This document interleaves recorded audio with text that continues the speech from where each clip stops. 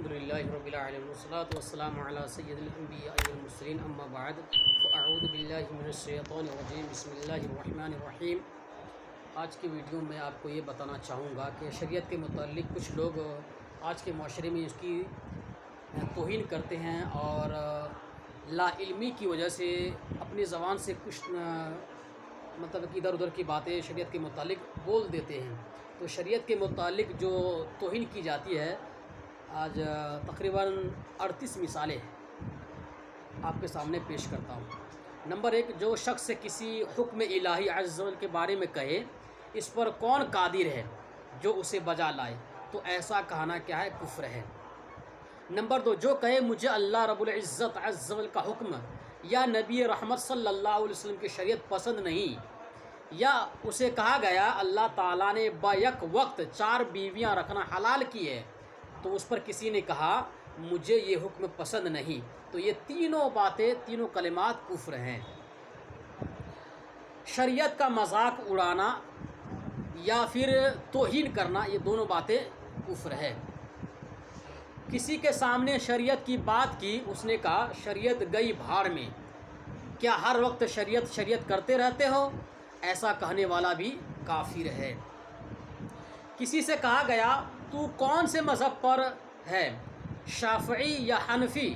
اس نے جواب دیا میں دونوں مذہب پر لعنت بھیجتا ہوں، تو ایسا کہنے والا شخص کیا ہے؟ کافر ہے۔ جو کہے ساری شریعت حیلوں اور دھوکے بازی کا نام ہے، تو وہ کہنے والا شخص کافر ہو جائے گا۔ نمبر 10، جس شخص کے سامنے شریعت کا ذکر کیا گیا اس نے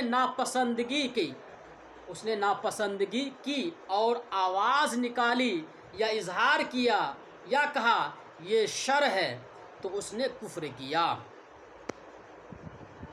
اگر کسی کو حدیث سنائی جائے تو وہ کہے میں نے اسٹوریاں بہت سنی ہیں، بس کرو، کہنے والے پر حکم کفر ہے، کہنے والے پر کفر کا حکم لگایا گیا۔ نمبر 12، جس کے سامنے حدیث پڑھی گئی تو اس نے کہا ایسی حدیثیں تو بہت سنی ہیں، اگر بطور تحقیر کہا تو کفر ہے، اگر بطور حقارت یعنی توہین کی نیت سے کہا تو کفر ہے۔ نمبر 13، اگر کسی نے حدیث پاک یا تفسیر کی کتابوں کو توہین اور حقارت کی نیت سے پھینکا یا پھاڑ دیا تو ایسا کرنے والا کافر ہو جائے گا۔ نمبر 14، مسئلہ شریعت سن کر کہنا، یہ فضول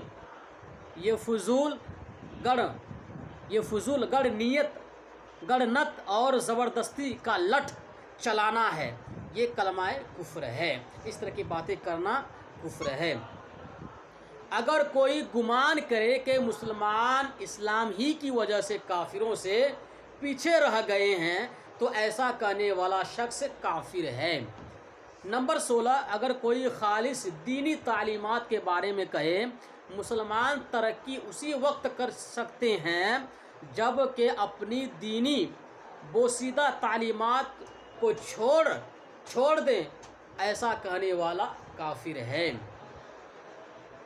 ہم کو شریعت منظور نہیں، رواج میں یہ باتیں رواج منظور ہے، ہم کو شریعت منظور نہیں، رواج منظور ہے، تو ایسا کہنا بھی کفر ہے۔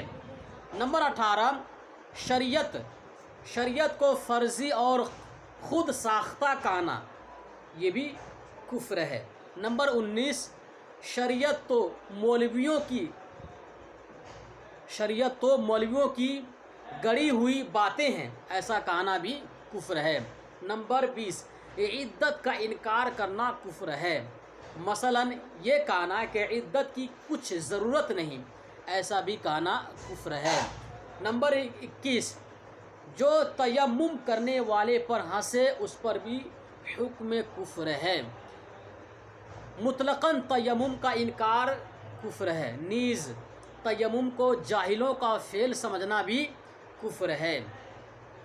یہ کہا کہ میں شرع शरअ वरअ नहीं जानता, या कहा मैं शरीयत का क्या करूं, ये दोनों बातें कुफ्र है। नंबर 26, अगर कोई ये दावा करे कि मैं दर्जात तय करते करते ऐसे दर्जे तक पहुंच गया हूं कि अब मैं अहकामात इलाहिया का मुकल्लफ यानी पाबंद नहीं रहा, मेरे लिए हलाल व हराम, इताअत व मासियत सब बराबर हैं, तो ऐसा मुद्दई यानी ऐसा दावा करने वाला शख्स काफिर है। शरीयत सिर्फ मौलवियों के लिए है, ऐसा कहना भी कुफ्र है। अगर कोई बुलंद जगह पर बैठे और उसके इर्द गिर्द लोग हों जो उससे मसाइल पूछें और हंसें, उसे तकिया से मारें यानी शरीयत का मजाक उड़ाएं, तो ये सब बातें, ये सब पर हुक्म कुफ्र है। नंबर 29, किसी शख्स को शरीयत का हुक्म बताया कि उसे उस मामले में ये हुक्म है, यानी किसी शख्स को शरीयत का हुक्म बताया कि उस मामले में ये हुक्म है, तो उसने कहा शरीयत पर अमल नहीं करेंगे, हम तो रस्म व रवाज के पाबंद हैं, हम तो रस्म व रवाज की पाबंदी करेंगे, ऐसा कहना बाज़ मशाइख के नज़दीक कुफ्र है।